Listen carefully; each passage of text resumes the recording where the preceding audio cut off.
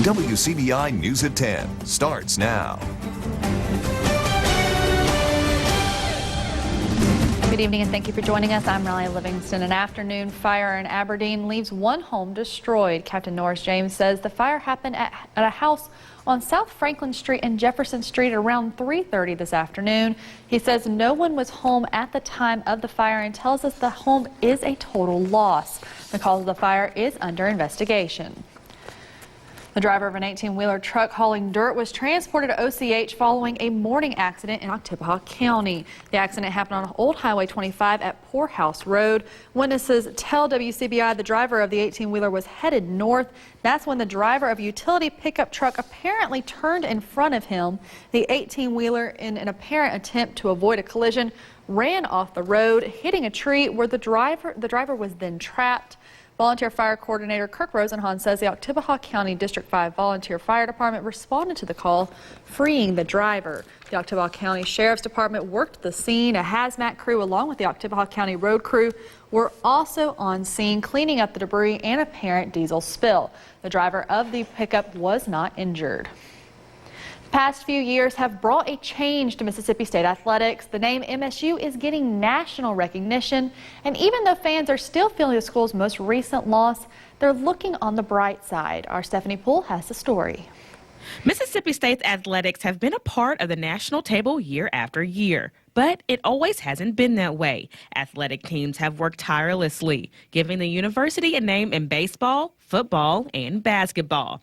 Charlie Euler has been a Bulldog fan most of his life and says the perspective of MSU athletics has changed. When I graduated from state, back then it was a great year if we just went to a bowl game. Or go to the NIT or something like that. And now, we're consistently competing at a national level across multiple sports. And more fans are feeling the same way. Seeing us beat UConn, that was amazing. And just going to the Sweet 16, Final Four, like the College World Series this year. Bulldog fan James Benson says it's not only the motivation that's changed, it's the fans. The fan base has just become a lot stronger, I've noticed, just in Starkville and on campus. I feel like we're just all a lot closer now. The students and all the fans who come for the games, it's just one big happy family. Mississippi State University athletics has seen its triumphs and its defeats, but one thing seems to remain the same: respect. People don't look at Mississippi State as, an easy win. They're not looking at the schedule and just going ahead and marking that in as a W. And that's the way it was for a lot of years. Reporting in Oktibbeha County, Stephanie Poole, WCBI News. Those Bulldog fans say they are eager for the upcoming season to cheer on their dogs once again. Last night, a severe thunderstorm pushed through parts of Columbus and into New Hope. The power was knocked out for about an hour for many residents. After it came back on, this is what the Dollar General looked like on Tuscaloosa Road. While the exact cause is unknown, it is possible that either a lightning strike or the electrical failure caused damage to nearby power infrastructure. Earlier this afternoon, more strong, severe storms swept through the area. Take a look at this video from Sadie Cranford, which shows a funnel cloud hovering over parts of Marshall County. The National Weather Service says that while the atmospheric conditions for a tornado were overall unfavorable, they did say this was a confirmed funnel cloud. You can see the strong rotation as it passes overhead. No damage has been reported in the area. It's now time to turn things over to meteorologist Jacob Dickey for our first look at our forecast. Jacob, do we still have storms in our area? No, things have calmed down, thankfully. And if you think back to that video of that funnel cloud there, we often talk in the summertime that the threat for severe storms is overall lower when it comes to tornadoes, but you can never totally rule it out. That is a perfect example of it there. Right now in Vernon, though, things have quieted down to 70. Our dew point is at 69, so we'll stay in those low 70s through the night. Radar looking dry across our region here. There are some batches of showers and storms to our south and to our east, as well as to our north and to our west. Temperatures, though, are generally in the 70s in our region here where that rain has fallen. Still the 80s where it's been dry throughout the day. As we go through tonight, I think there's a chance for maybe an isolated shower or storm, maybe even a little bit of patchy fog with all of that extra moisture. Tomorrow, though, more scattered storms are likely. Heat indexes are heading back to the triple digits. We'll talk about that and much, much more coming up in just a bit. Thanks, Jacob. Starkville residents came together to fight Alzheimer's today. Hundreds of people showed up to the Starkville Sportsplex to participate in the longest day of the year event. The event gets its name from yesterday and today being the start of the summer solstice and therefore having the most hours of sunlight all year. Dozens of vendors were in attendance with information on everything from healthy foods to essential oils to just plain old shopping. Event coordinator Candace Williams said the event is to honor her mother who passed away from the disease in April and everyone else currently battling Alzheimer's. Well, we did a panel this morning and we dealt with spiritual, physical, and mental health all in one. So we just want them to take a lot of wealth out. What I did is I just brought my world and my mama's world together because I'm into health and she loves to shop, so I just brought the two worlds together. Williams says she hopes people leave the event with the mission to better themselves health-wise. For the past 2 years, we've been bringing you updates on 10-year-old Lila Usry's battle with leukemia. Now Lila is getting ready to undergo a bone marrow transplant. Friends, family, and community members gathered today in West Point to show their support for Lila with a blood drive. They say they want to help her while also spreading awareness to the community about transfusions and transplants.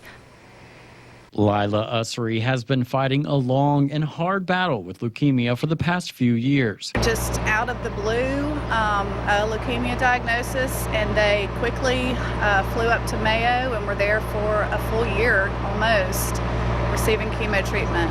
And she was cleared and came home and was home for about 6 months and relapsed. And that relapse is what has people gathering together from all over the Golden Triangle. She is at St. Jude Hospital now, undergoing chemotherapy and body radiation to have a bone marrow transplant. So obviously with that, she's going to need blood. So that's why I'm doing a blood drive here today. Community members say sending their thoughts and prayers to Lila just didn't feel like enough. So this feels like you're doing more, taking a little bit more action than just sitting around. This community has just been outstanding.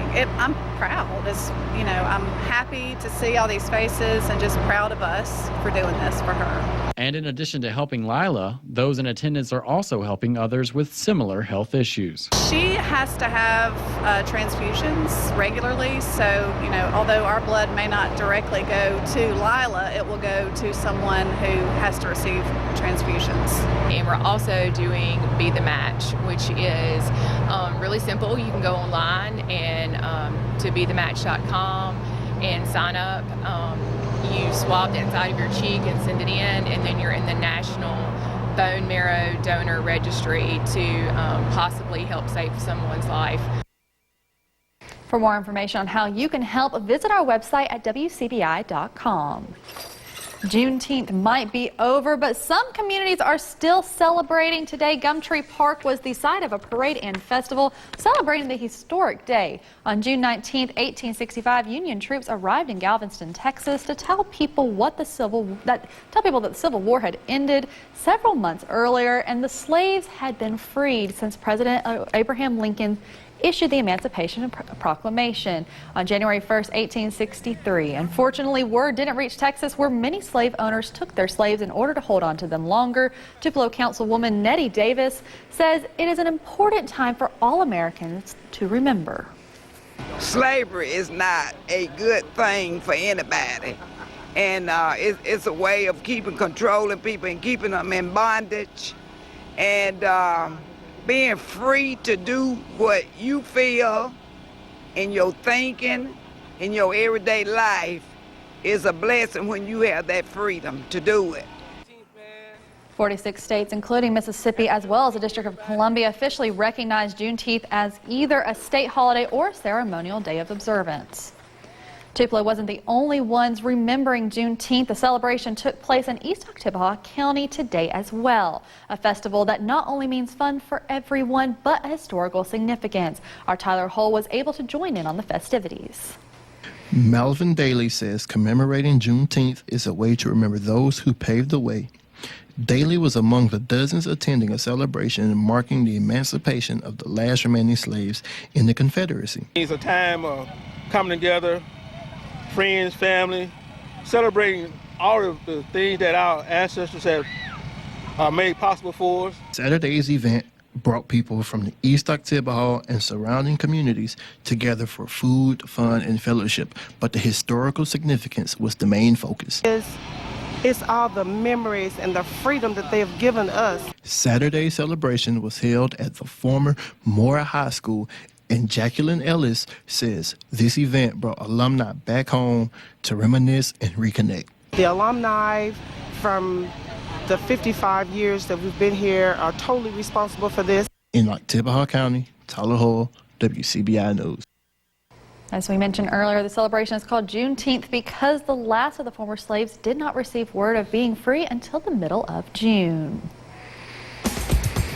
When we come back, we'll have more on an epic food fight in our area, but it might not be the kind of food fight you're thinking of. Stay with us. Welcome back. It wasn't your typical food fight today in Pontotoc. Professional and home bakers battle it out to see who will come out on top. And as WCBI's Chad Groening reports, it was all a way to promote area culinary talent. The food battle involved cakes and was sponsored by Mississippi Bond Small Business Group. Bond stands for Business-Oriented Networking and Development. There were two categories of contestants, professional bakers and home bakers. Bond CEO Jessica Stark says it is a way to highlight local baking talent. So the Pontotoc Food Fight is actually an annual competition we have specifically to highlight our local bakeries and home cooks in our area.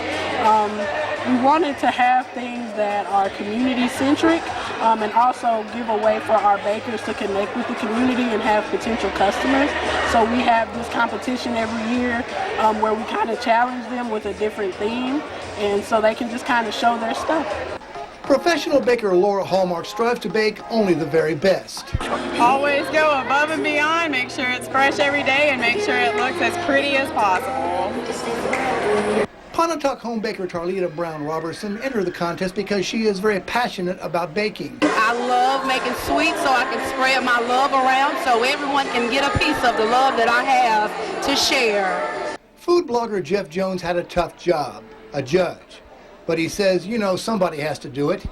Jones says there are advantages to shopping at a local bakery. You're supporting local business, you're supporting your neighbors.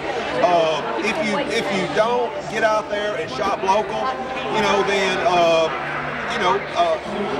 people are not going to know where the good stuff is.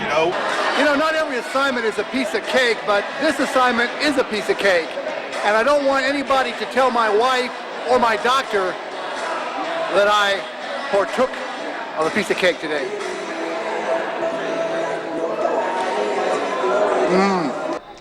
Chad Groening, WCBI News, Pontotoc. Bakers were judged in 3 categories: fan favorite, best dressed cake, and first place overall. Well, we'll likely see some more scattered storms tomorrow. Some of them could be on the strong side. Some of us are under a marginal risk for severe weather. That's on today's Sunday. More storms are likely through the week ahead. I'll tell you all about it coming up here after the break.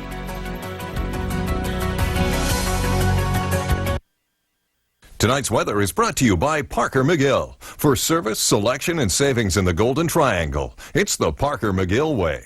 Parker McGill, Starkville, and Parker McGill, West Point. Ashley Home Store Stars and Stripes event starts right now. Shop now and save big with up to 30% off select items. This queen bed is now only $349. Plus save up to 20% off and pay no interest for 12 months. Going on now at Ashley Home Store. Morgan. Larry, it's the Bigger Things sales event at Carlock Chrysler Dodge Jeep Ram. And Larry, I've heard you got a big deal on new Ram trucks. Yes, ma'am. How about 20% off a brand new Ram pickup truck? 20% off? That must be on like one. I wish, but it's several of them out there. And you have the largest selection of certified pre-owned vehicles I've ever seen. Hurry in now for 20% off new Ram trucks. We got the keys to your new car. At the all-new Carlock Chrysler Dodge Jeep Ram Fiat. 20% off. I'm Bill Waller. Not that one or that one. That was my father. He was governor almost 50 years ago. I learned a lot from him about taking on tough challenges to find solutions. As Chief Justice of the Mississippi Supreme Court, I defended our Constitution and our conservative values. And as a Brigadier General in the National Guard, I prepared thousands of troops to serve. At critical points in Mississippi's history, leadership matters. The same is true now. That's why I'm running for governor. Or in an accident.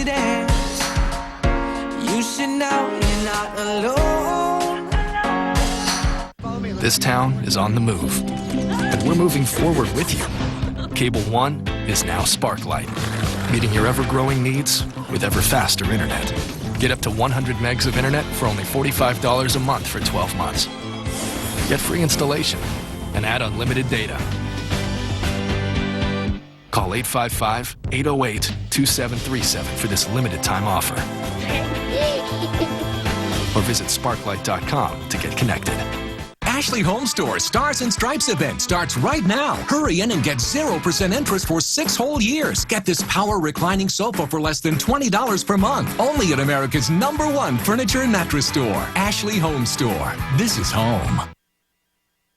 Your WCBI First Alert AccuWeather forecast with meteorologist Jacob Dickey. Well, things have calmed down out there today, as Johnny Cash and June Carter said in their duet, hotter than a pepper sprout.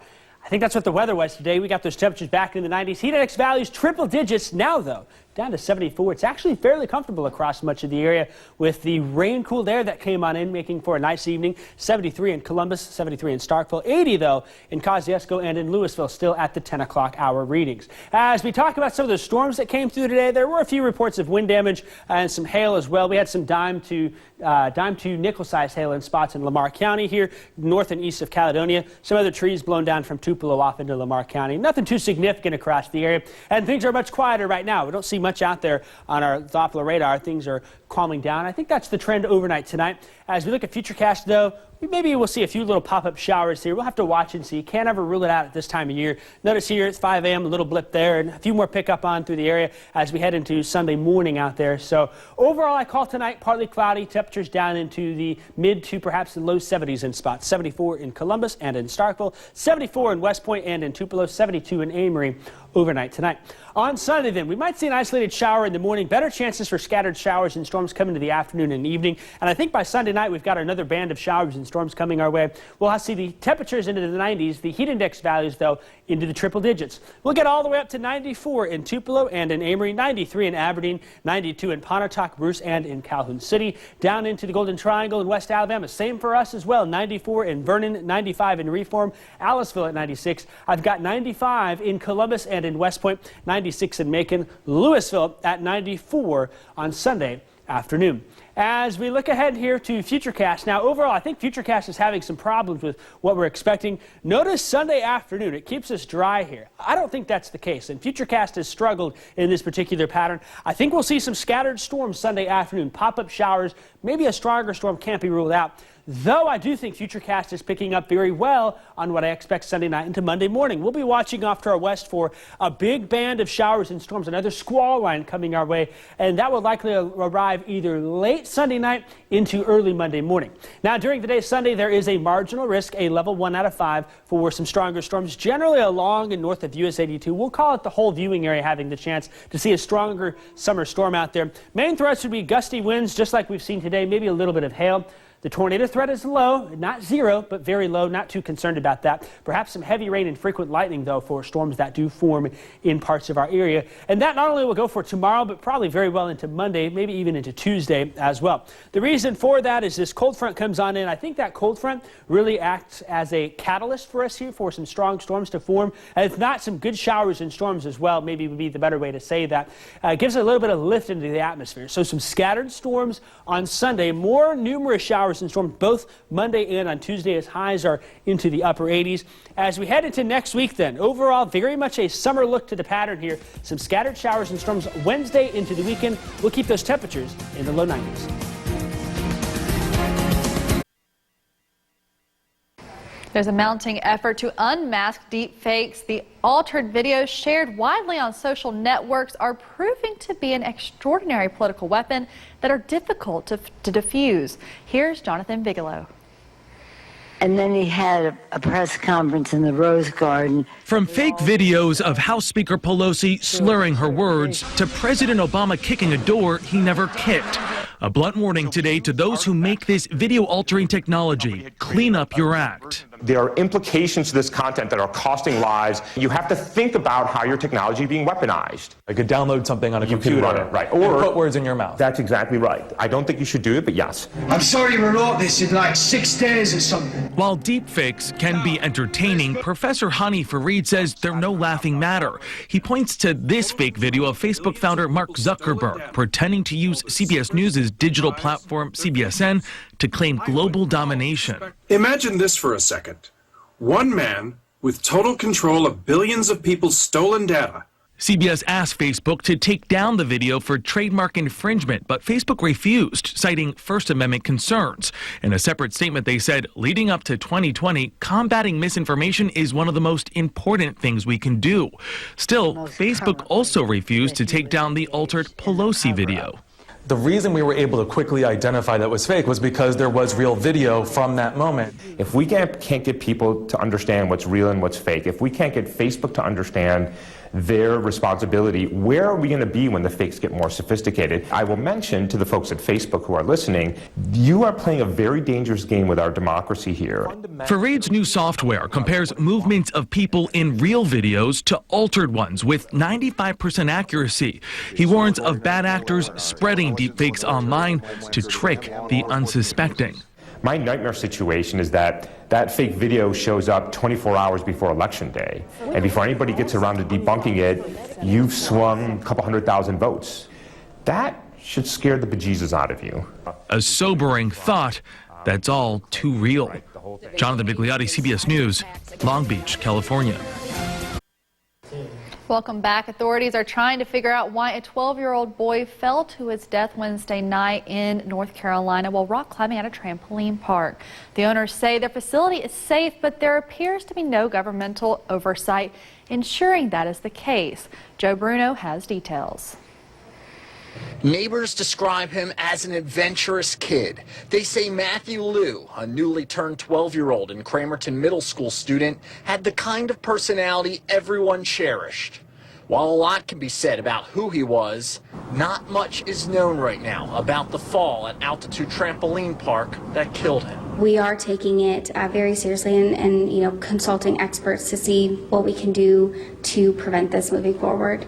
Altitude Trampoline Park corporate management, the manufacturer, insurance agents, and third-party investigators are going through surveillance video and interviewing people. Police say Wednesday night Lou was on the clip and climb rock wall when he fell 10 to 15 feet.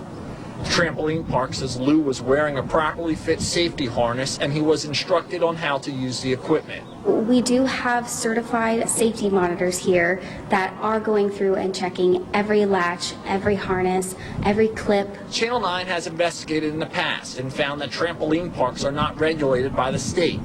Altitude says the equipment is inspected whenever a staff member comes on his or her shift. Right now the focus is on finding out how this happened and how to make sure this tragedy never happens again. Our primary concern is, of course, making sure that, our thoughts and prayers are with the family and ensuring the safety of all of our guests as well as our staff. We'll have a last look at your forecast coming up after the break. A four-legged, heavy-eyed intruder surprised deputies in Montana. They say they found this bear taking a nap in someone's mudroom Friday morning. Deputies say the bear got into the home in Butler Creek and somehow deadbolted the door from the inside. The bear then started ripping the mudroom apart before he apparently got tired and decided to snooze for a while. Looking for honey. Probably. He didn't even care about leaving when the deputies opened the door. Yeah, it's almost like Goldilocks. It almost is. Three bears hiding in there. You it can really is. Barely see them in there. Terrible pun. Okay, we'll get the Sunday forecast up here for y'all real quick. Scattered storms on Sunday, more Monday and Tuesday. Unbearable heat. Can I say that? Is that something you want? I think you can. We hope everyone has a great day, and we'll see you back here tomorrow.